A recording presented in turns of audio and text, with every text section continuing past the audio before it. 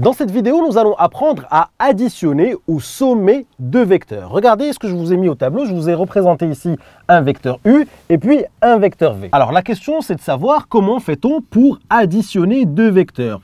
U plus V, ça me donne quoi? La première chose à comprendre, c'est que la somme de deux vecteurs me donne un vecteur. Ça veut dire que U plus V en vecteur va me donner ici un vecteur W. Alors la question, c'est de savoir comment je représente ce vecteur W. Eh bien, c'est très simple. Je vais prendre mes deux vecteurs et je vais les mettre à la queue leu-leu. Ça veut dire quoi? Ça veut dire tout simplement que je vais prendre ce vecteur V, d'accord? Et je vais venir ici le mettre à l'extrémité du vecteur U. J'ai simplement pris ce vecteur-là et puis je l'ai déplacé pour le mettre ici à l'extrémité du vecteur U. Bien entendu, ce vecteur V, vous pouvez le prendre et le mettre où vous le souhaitez, à condition qu'il garde la même direction, le même sens et la même norme. Eh bien, je sais que la somme de deux vecteurs me donne un vecteur, donc ici U plus V me donne W, mais comment fait-on pour construire ce vecteur W? Eh bien, c'est simple, voici le vecteur W, il suffit de venir mettre à la queue leu-leu le vecteur U et le vecteur V. C'est-à-dire que je fais d'abord le chemin U et puis à l'extrémité du vecteur U, je viens poser l'origine du vecteur V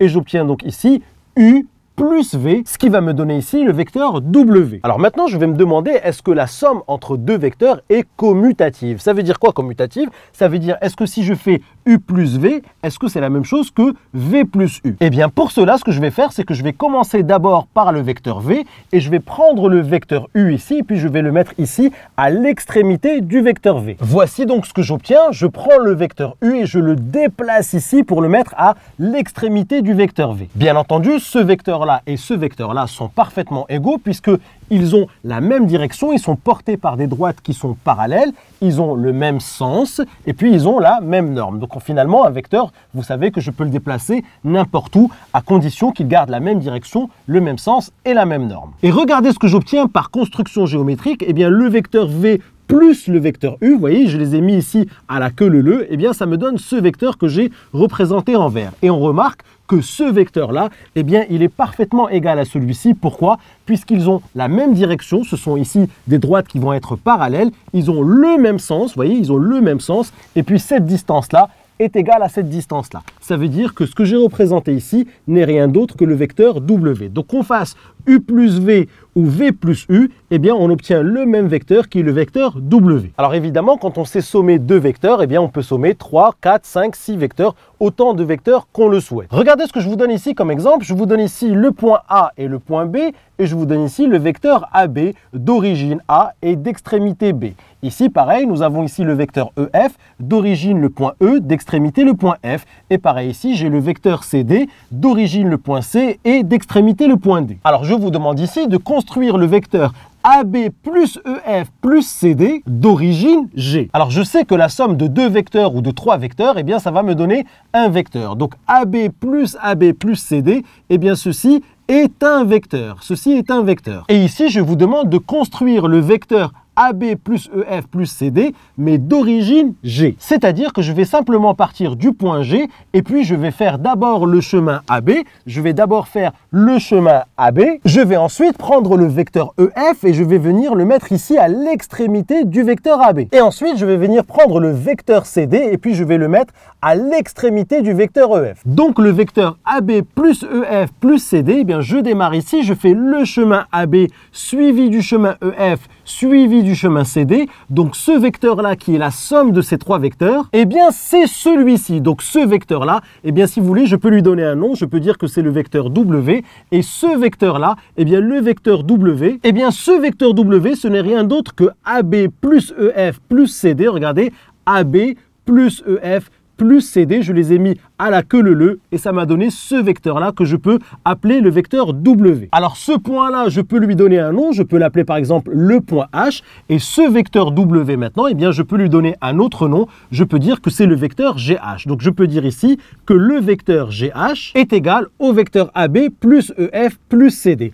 AB plus EF plus CD, eh bien ça me donne ce vecteur-là que je peux appeler soit le vecteur W, soit le vecteur ici GH. Alors maintenant que vous avez compris comment sommer deux vecteurs, eh bien maintenant nous allons parler de ce qu'on appelle la relation de Chasles. Regardez, c'est très simple à comprendre. Imaginez que vous avez un point A ici et un point B ici. Donc ceci est le vecteur AB. Très bien. Et puis maintenant ici vous avez un point C, donc ceci est le vecteur BC. Eh bien si je vous demande de me donner la somme du vecteur AB et du vecteur BC, eh bien vous savez qu'il faut mettre ces deux vecteurs à la queue leu-leu. Ici, ils sont déjà à la queue leu-leu puisque l'extrémité du vecteur AB, eh bien c'est l'origine du vecteur BC. Donc ici, le vecteur AB plus BC va me donner le vecteur AC. Donc vous voyez bien ici que le chemin AB suivi du chemin BC, c'est-à-dire la somme du vecteur AB et du vecteur BC, eh bien ici ça me donne le vecteur AC. Eh bien c'est ce qu'on appelle la réduction vectorielle grâce à la relation de Chasles. Regardez ici, j'ai un premier vecteur qui a pour extrémité B auquel je viens additionner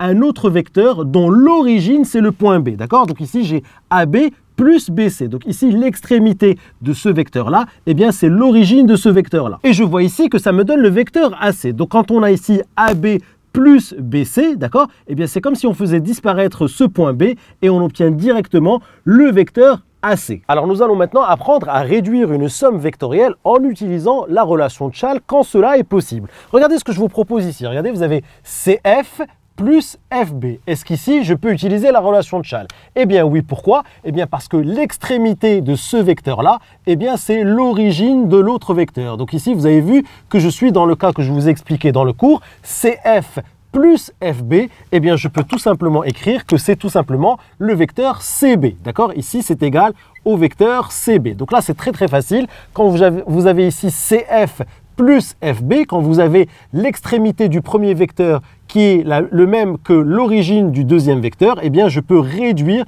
et je peux dire que c'est le vecteur CB. Alors ici, dans le deuxième exemple, regardez le premier vecteur, voici son origine, voici son extrémité. Et ici, le deuxième vecteur, voici son origine et voici son extrémité. Donc le réflexe à avoir, c'est de se dire, est-ce que l'extrémité du premier vecteur, est-ce que c'est la même que l'origine du deuxième vecteur? Eh bien ici, vous voyez que ce n'est pas le même point. Par contre, rappelez-vous, nous avons vu que la somme vectorielle était commutative, c'est-à-dire que le vecteur U plus le vecteur V, eh bien c'est la même chose que le vecteur V plus le vecteur U. Donc ici, je peux écrire que le vecteur DG plus le vecteur RD, eh bien je peux écrire que c'est le vecteur RD plus le vecteur DG. J'ai le droit de changer de place aux deux vecteurs. Et regardez ici ce que j'obtiens, eh bien j'obtiens ici que l'extrémité du premier vecteur, eh bien c'est la même que l'origine du deuxième vecteur. Donc ici, je vais pouvoir utiliser la relation de Chasles, RD plus DG, eh bien ça me donne tout simplement RG, ça me donne le vecteur RG. Et voilà pour cet exemple. Allez, on va regarder maintenant le troisième exemple. Regardez ce qu'on a. On a ici le vecteur KI moins le vecteur FI.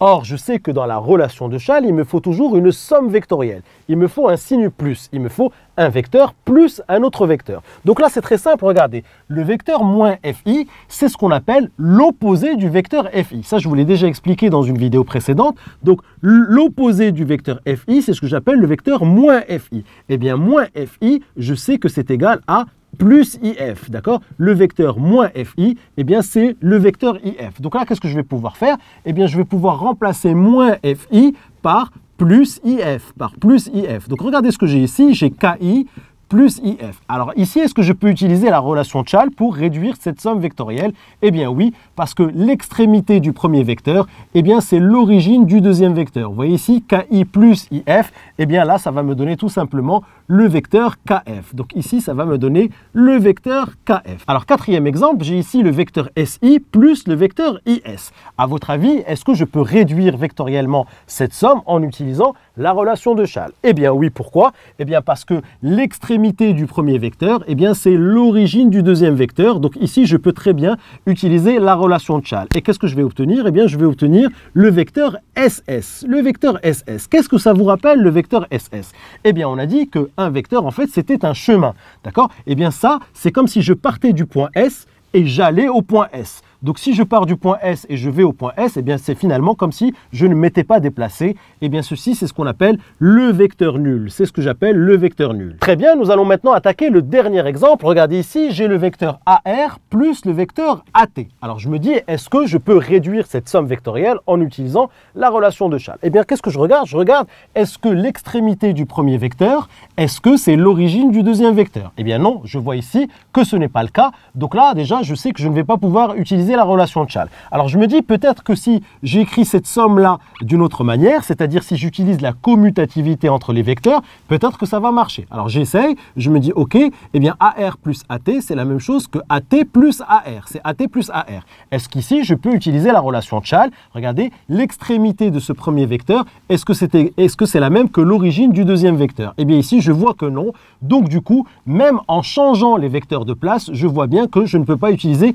la relation de Chasles. Donc la relation de Chasles, on ne pourra pas toujours l'utiliser. Il faudra voir les cas où vous pouvez utiliser cette relation de Chasles. Donc vous avez bien vu ici que dans l'exemple 1, j'ai pu utiliser la relation de Chasles. Ici, en changeant les vecteurs de place, j'ai pu utiliser la relation de Chasles. Ici, j'avais un moins FI. Je sais que moins FI, c'est l'opposé du vecteur FI. Donc je peux écrire que c'est le vecteur IF. Et je me retrouve ici dans une situation où je peux utiliser la relation de Chasles. Et puis ici, SI plus IS, je peux utiliser la relation de Chasles. J'obtiens ici SS qui est le vecteur nul. Mais attention ici, vous avez bien vu que même en changeant de place les vecteurs, eh bien ici, cette somme vectorielle, je ne peux pas la réduire en utilisant la relation de Chasles. Vous avez maintenant parfaitement compris ce qu'est la somme entre deux vecteurs ou même entre trois vecteurs. Et vous êtes même capable de sommer 4 ou 5 ou 6 ou 7 vecteurs sans aucun problème. Et nous avons aussi parlé de la relation de Chasles et nous avons utilisé cette relation de Chasles pour réduire une somme vectorielle quand cela est possible. Nous allons pouvoir maintenant nous entraîner sur de nombreux exercices. Voilà, c'est terminé pour cette vidéo. Si tu as aimé cette vidéo, n'oublie pas de t'abonner à ma chaîne en cliquant sur le bouton en bas.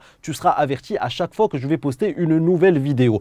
Et surtout, n'oublie pas d'aller jeter un petit coup d'œil à mon site kifflesmaths.com. Je t'ai mis ici le lien à ta droite. Sur le site, je te propose plein d'autres ressources et te réserve évidemment des surprises. À tout de suite sur kifflesmaths.com.